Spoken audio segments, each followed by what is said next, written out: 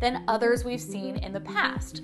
Investors are showing a willingness to hold on to their coins long term. CNBC.com reporter Tanea McKeel explains why this price run-up is different.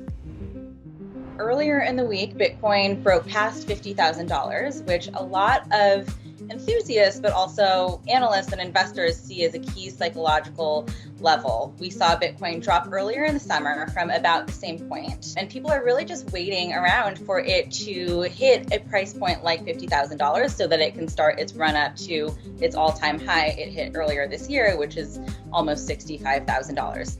This is driven a lot by institutional investors, is what analysts are saying. And I think you'll see that even the Bitcoin price rally from a little bit more than a year ago today, particularly at the end of the year in January, it was really fueled by institutional investors. One of the reasons many people are excited about this particular price rally is because about 80% of the circulating supply of Bitcoin right now is held by long-term holders. And these long-term holders are basically investors or entities that have been holding onto their coins for 155 days. And one of the reasons that analysts and investors like to track this on-chain metric, which is basically just blockchain data, but it's a key metric to watch because historically, long-term holders kind of have this gift for being able to time market tops. They've just been in the space for so long. Generally, Bitcoin is certainly still volatile, but the volatility that we used to see just seems a lot more muted these days than it ever used to be. There were just so many different headlines